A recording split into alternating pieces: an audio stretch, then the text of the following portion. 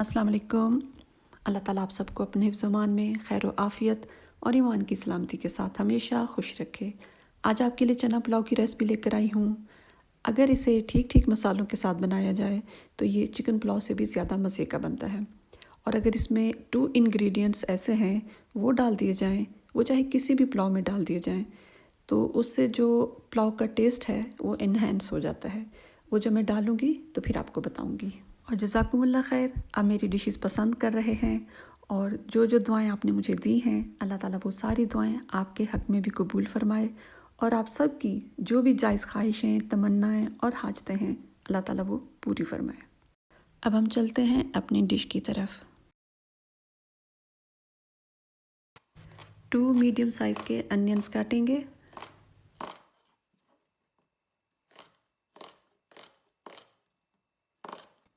चना पुलाव में green chilli डालेंगे। इसमें हम सुरख मिर्च नहीं डालेंगे, उससे यह है कि पुलाव का कलर रेडिश हो जाता है। तो इसमें जो हम इंग्रेडिएंट्स डालेंगे और जो मसाले डालेंगे उसी से हमारे पुलाव का कलर जो है वो ब्राउन हो जाएगा।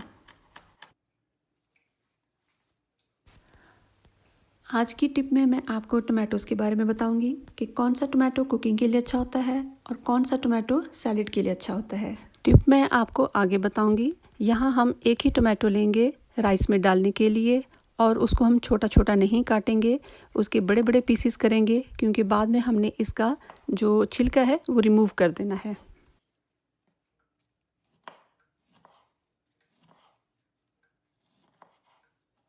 अब हम चने बॉईल करेंगे। चने 2 कप्स हैं और जो स्पाइसेस हैं वो स्क्रीन पर लिखे हुए आ रहेंगे, आप नोट कर लीजिएगा।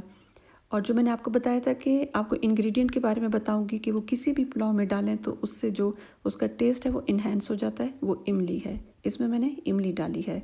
इमली से एक तो कलर अच्छा आता है और दूसरा ये कि इससे टेस्ट भी बहुत अच्छा बनता है। ऑयल में अनियंस डालकर इन्हें फ्राई करेंगे।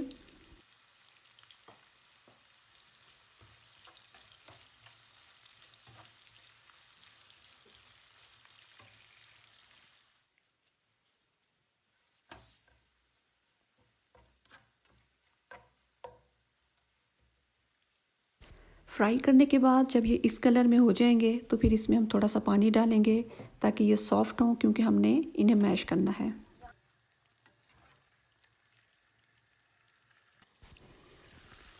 3 मिनट्स के लिए लिड लगा दी थी ताकि अच्छी तरह से सॉफ्ट हो जाएं, क्योंकि जब ये सॉफ्ट होंगे तभी ये अच्छी तरह से मैश हो सकेंगे।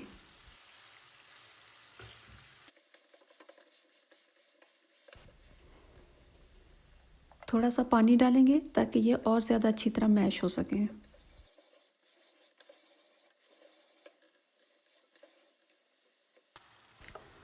अब इसमें एक कटा हुआ टमाटो और ग्रीन चिल्ली डाल देंगे।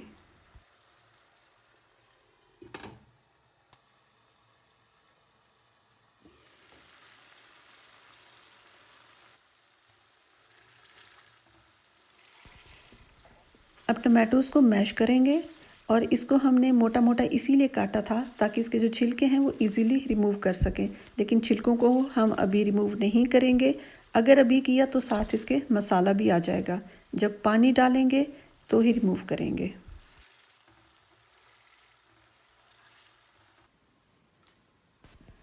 अब ये हमारे स्पाइसेस हैं जो हमने पुलाव में डालने हैं।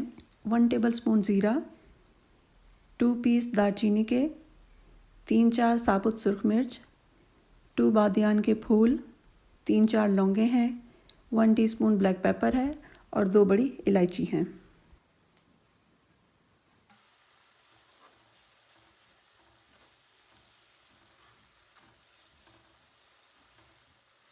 इस पॉइंट पर आकर हम स्पाइसेस डालेंगे। स्पाइसेस हमने पहले इसलिए नहीं डाले थे क्योंकि हमने अनियंस और टमाटोज़ को मैश करना था। मसाले साबुत हैं और हमारे मैशर के नीचे आते, जिसकी वजह से टमाटोज़ और अनियंस को हम मैश ठीक से नहीं कर सकते थे। जिस पानी में चने बॉईल किए थे वो इसमें डाल देंगे। पानी 3 कप्स हैं और जो राइस हैं वो 2 कप्स हैं, यानी मैंने पानी राइस से 1 कप ज़्यादा डाला है।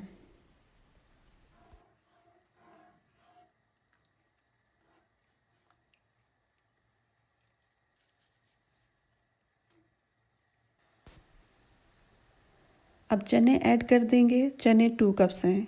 लेकिन जब इनको हमने बॉईल किया तो ये ज़्यादा हो गए हैं।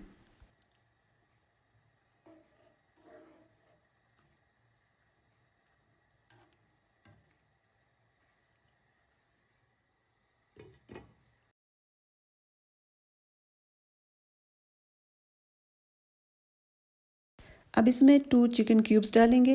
ये दूसरा इंग्रेडिएंट है जो मैंने आपको बताया था कि अगर वो किसी भी पुलाव में आप डालें तो वो उसके टेस्ट को इन्हेंस कर देता है। एक इमली थी और एक ये चिकन क्यूब्स हैं। अब इसमें सोक किए हुए राइस डाल देंगे। आपने देखा कि मैंने इसके साथ थोड़ा सा पानी भी डाल दिया है, यानी पानी को पूरी तरह से मैंने ड्रेन नहीं किया, थोड़ा सा छोड़ दिया, यानी कि ये हाफ कप से थोड़ा सा ज़्यादा होगा। अच्छा, टमाटोज़ के छिलके जो हैं वो आपने तब निकालने हैं जब आप पानी डालें। उस वक्त क्योंकि पानी गर्म नहीं होगा तो इसलिए इजीली रिमूव आप कर सकेंगे। मुझे उस टाइम याद नहीं आया तो मैं अब निकाल रही हूँ। अगर आपको मेरा पानी डालने का तरीका समझ में नहीं आया तो मैं आपको सिंपल वे में बता देती हूँ, क्योंकि मेरा तरीका थोड़ा कॉम्प्लिकेटेड है कि मैं सोक्ड राइस के साथ पानी ज़रूर डालती हूँ। जब आप राइस 2 कप्स लेंगे तो उसमें पानी 3.25 कप्स डालेंगे। पूरे 4 कप्स आपने पानी नहीं डालना। जब पानी ड्राई हो जाए और राइस पर इस तरह के बबल्स आने लगे तो ही दम लगाना है। जब आप इस तरह करेंगे तो दम अच्छा आएगा।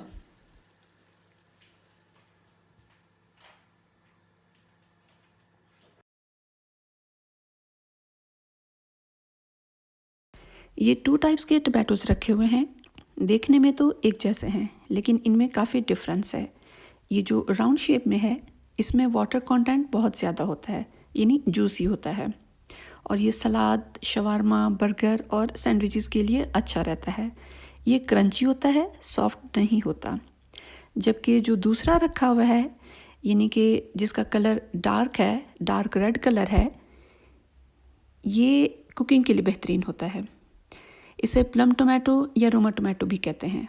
प्लम टोमेटो इसलिए कहते हैं कि ये प्लम शेप में होता है और इससे टोमेटो पेस्ट और सॉस बनाए जाते हैं। इसका टेंगी फ्लेवर होता है। इसमें पल्प ज़्यादा होता है, वाटर कंटेंट कम होता है और इससे खाने बहुत डिलीशियस बनते हैं। अगर आप चिकन या मीट शोरबे वाला बनाना चाहते हैं तो प्लम टोमेटो से बहुत अच्छा बनेगा और इसका स्मूथ टेक्सचर होता है। अच्छा, अब इसका ये मतलब नहीं कि अगर रोमा टोमेटो नहीं है तो राउंड टोमेटो से कुकिंग नहीं कर सकते हैं, लेकिन टेस्ट में फ़र्क आएगा और कुकिंग में टाइम भी ज़्यादा लगेगा क्योंकि ये जूसी होता है और इसका पानी ड्राई होने में टाइम लगता है। ये तो मैंने आपको टमाटोज़ के बारे में बताया है, लेकिन इंशाल्लाह आने वाली किसी वीडियो में मैं आपको अनियंस के बारे में बताऊंगी। ये देखें, ये 2 टाइप्स के अनियंस हैं। ये मैं बताऊंगी कि कुकिंग के लिए कौन सा ज़्यादा अच्छा रहता है।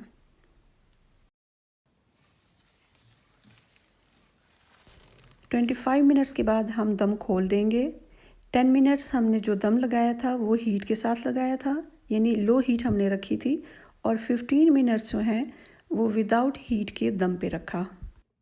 राइस में स्टीम है और ये अंदर से जुड़े हुए होते हैं। अब इनको खोलने का यही तरीका है कि इसमें ज़्यादा स्पैचुला नहीं चलाना, किनारे से लेके जाना है बॉटम में और बॉटम से राइस को थोड़ा सा ऊपर करते हुए हल्का हल्का शेक करते हुए गिरा देना है। इस तरह से राइस खोलने हैं आपने, और आपने जब इसको डालना है डिश में तो मैं तो ऐसे ही करती हूँ कि ये जो पैन है उठा के जिस चीज़ में भी मैंने डालना होता है, यानी डिश आउट करना होता है, उसमें फिर मैं डाल देती हूँ। मैं कभी भी स्पैचुला से राइस नहीं निकालती। तब निकालती हूँ जब राइस कम हो। जब ज़्यादा होते हैं तो मैं उसी में अंडेल देती हूँ, यानी कि डिश में अंडेल देती हूँ। जब वो कम हो जाते हैं राइस तो फिर स्पैचुला से निकालती हूँ। इस तरह राइस नहीं टूटते। जाने से पहले एक बात शेयर करना चाहूँगी। एक तो वही बात जो मैं हमेशा कहती हूँ कि हम जब भी काम किया करें ज़िक्र अल्लाह ज़रूर किया करें, और साथ साथ नबी सल्लल्लाहु अलैहि वसल्लम पर दरूद भी बहुत ज़्यादा पढ़ा करें।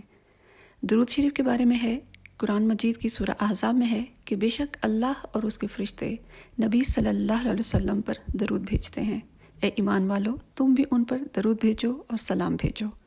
और हदीस में इसके बारे में जो फजीलत आती है वो ये कि जब बंदा एक बार दरूद पढ़ता है तो अल्लाह उस पर 10 रहमतें भेजता है, उसके 10 गुनाह माफ़ करता है और उसके दर्जात बुलंद कर देता है। अब आप देखें, इसमें हमारा अपना फ़ायदा है। तो ये थी आज की एक बात, और आज की डिश उम्मीद है आपको दोनों अच्छी लगी होंगी। ज़िंदगी रही तो इंशाल्लाह एक और डिश के साथ आऊँगी।